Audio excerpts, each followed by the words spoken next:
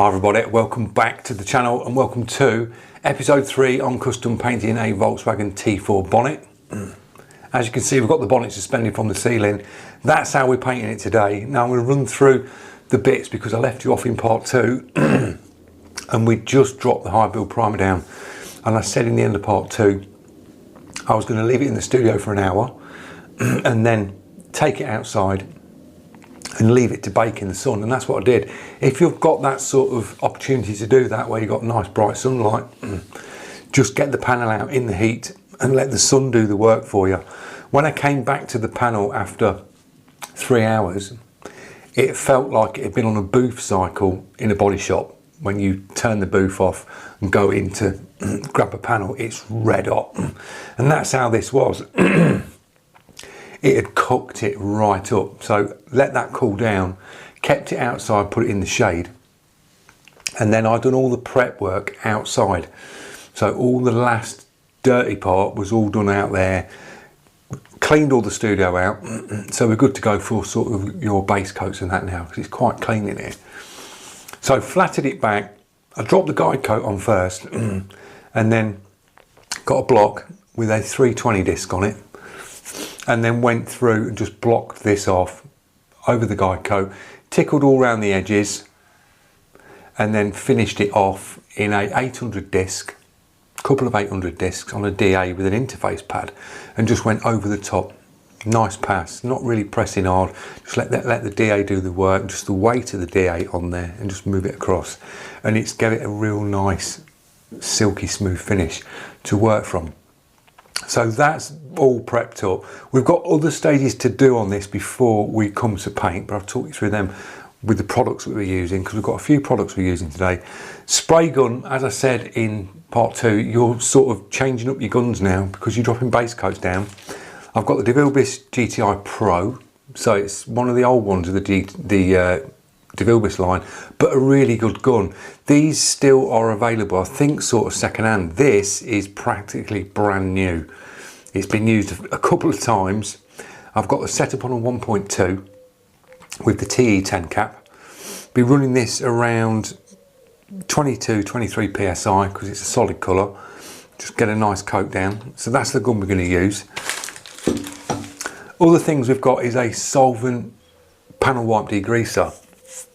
Recommend you get some solvent base or water base, or both if you can. I always use like a solvent fast. Really should be using sort of like a medium. Should have a medium in stock as well. When it's warmer, it'll just keep on your panel. It won't evaporate out so quick. But I use a microfiber cloth and then wipe the whole bonnet down, because where I've been moving this and picking this up to hang it up, you're going to have your handprints because it's warm. You're going to be transferring greases and oils from your hands when you're moving your panel. So I'll give this a real thorough clean down in wax and grease remover before I come to put any paint on it. Other bits, we've got 2 solvent base coats. So these will be mixed with a 2K thinner. I've got a medium thinner for this one today. We've got a Volkswagen grey, so that's going to go the whole colour of the bonnet. And then we've got some solvent based white. This one's going to be used a bit later on for the artwork. So the first stage on this is to paint this in the grey. So I'm going to do 3 coats, and then again, once it's sort of flashed off, I'll be moving it outside, and I want the base coat to thoroughly cure down. I want it to go off completely, because I want to come back in with a grey Scotch Brite and just key it up very lightly. So I've got a whole keyed surface.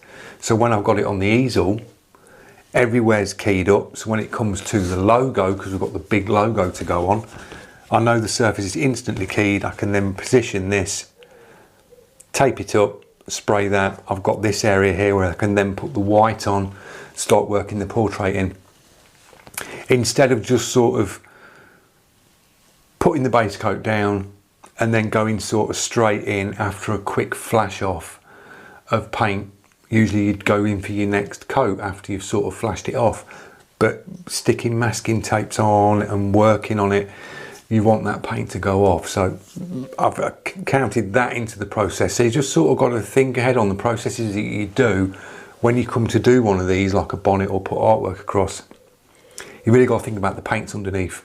Make sure they're gone off, and just make sure you key that paint up if you've left it and it's gone off before you start applying the next one. Always key the next layer, the next layer, the next layer, until you're up to your clear coat stage, and then you can just go straight in, clear coat it, you're good to go. So paint strainers as well, recommended. 190 micron fine mesh will be straining the base coats before it goes in the gun. Make sure your gun's nice and clean. Give it a little clean through with a cleaner. Blast it all through so you've got no debris in there from old paint, because there's nothing worse if you're spraying, you get to put your base coat on and then all of a sudden wallop a load of crap from the previous job, comes out the gun and just wallops on your panel. Then you've got to wait and then sand it back down to your primer, things like that. So clean gun. Plastic cups, using them for mixing in. Paint mixing stick. This has just got the increments up to 25, like the centimetre increments. So 50-50 on a base coat mix, and go up to 5 with the paint, then go up to 100 with your thinners, or if you wanted to make a bigger batch, just go by the markings like that. So it's nice and simple. So I'm going to do a time lapse on the paint side of things on this. So I'll see you in the first time lapse.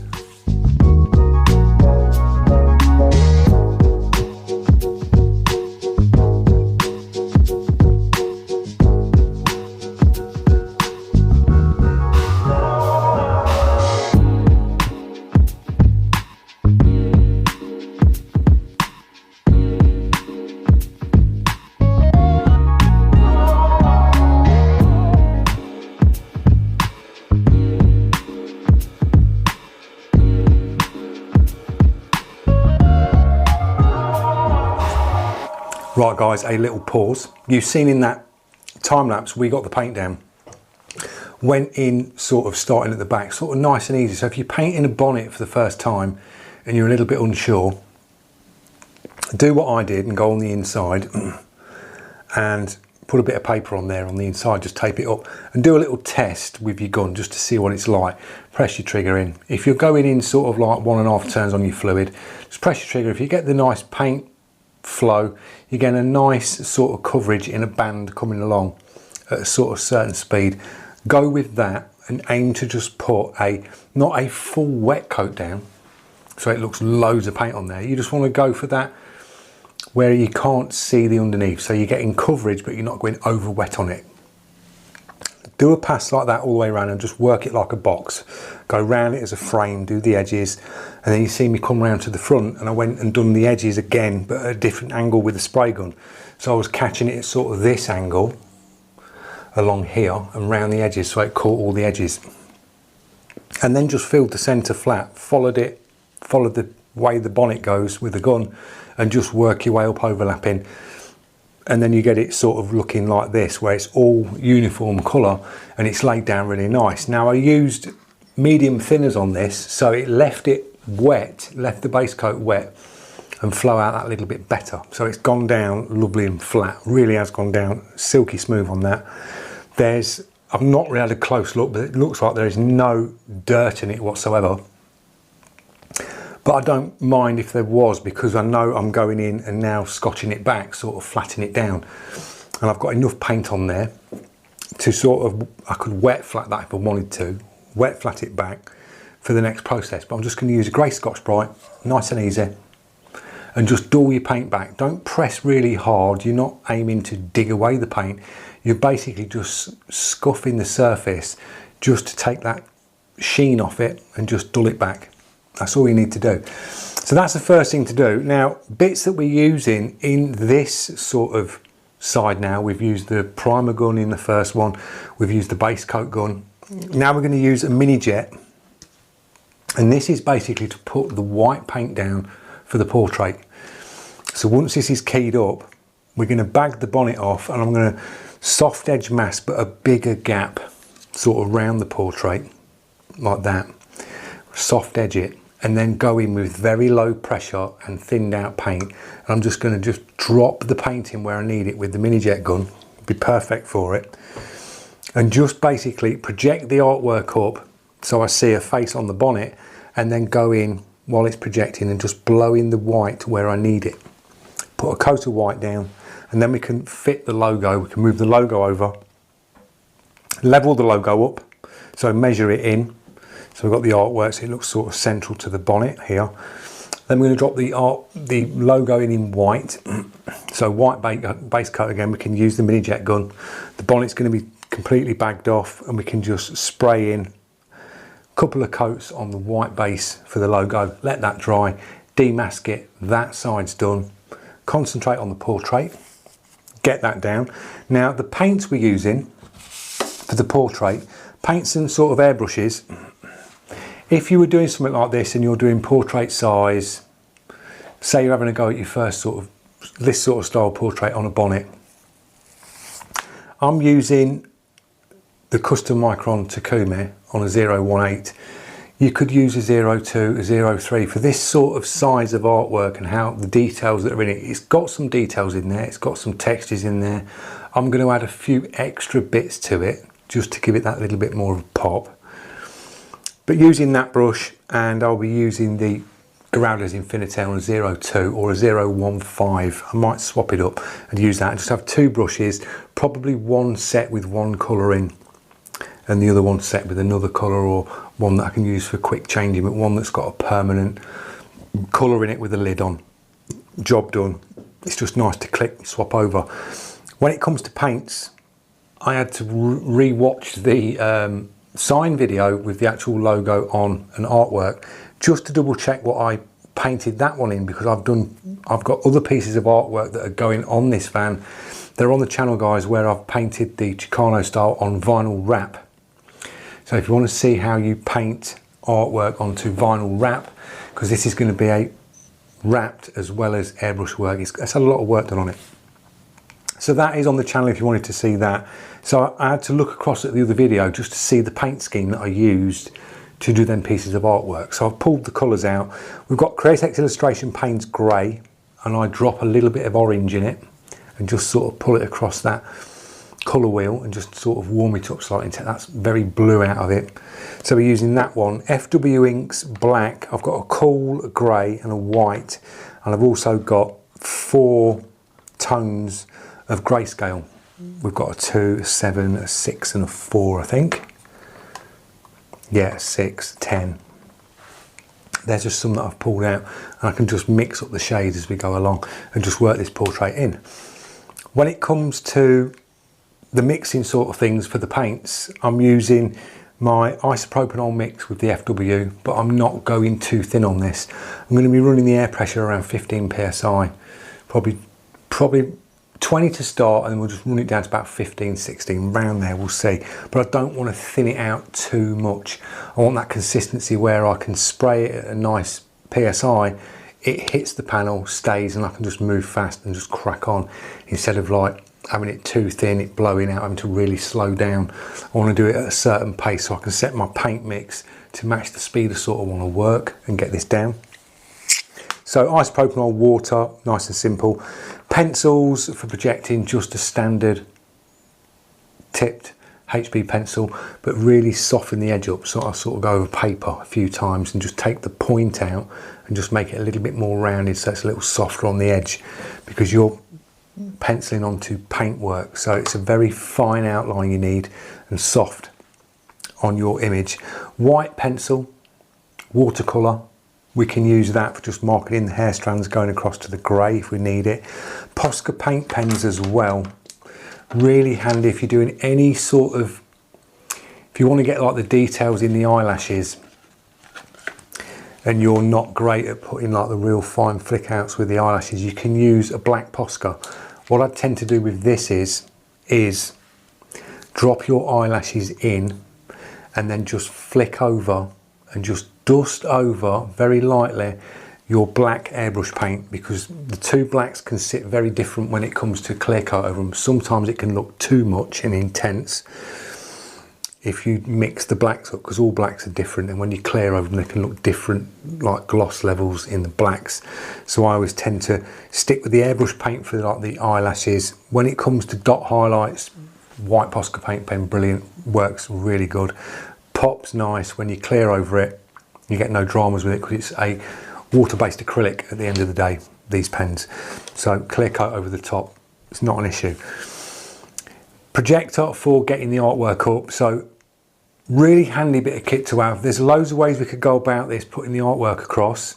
We could use trace down, we could use a printout, we could chop a printout up and cut the eyes out, cut the mouth out and use it as shields that way, but it'll just look a little bit too over sharp in the areas where it don't sometimes need to be over sharp. And that's what you get when you start chopping out things on things like that.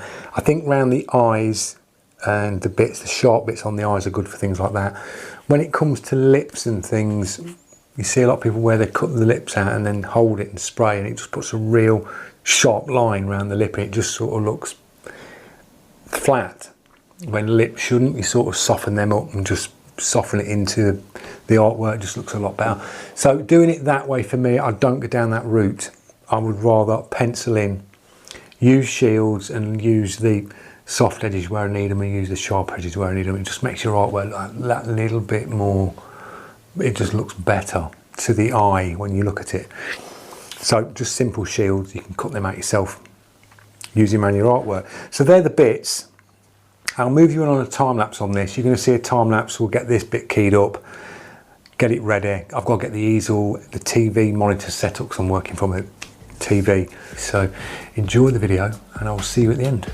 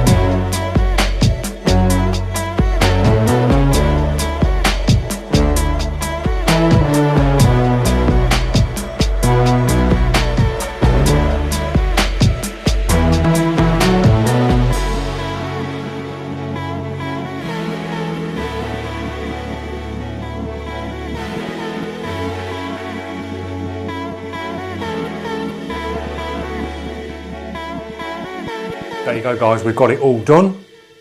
Sort of came in tonight, left it through the day for this base coat to go off. And we started off, we scotched it back, scotched the grey back. And then I sort of put the masking on round her. We dropped the white in. You see me drop the white in that little sort of clip.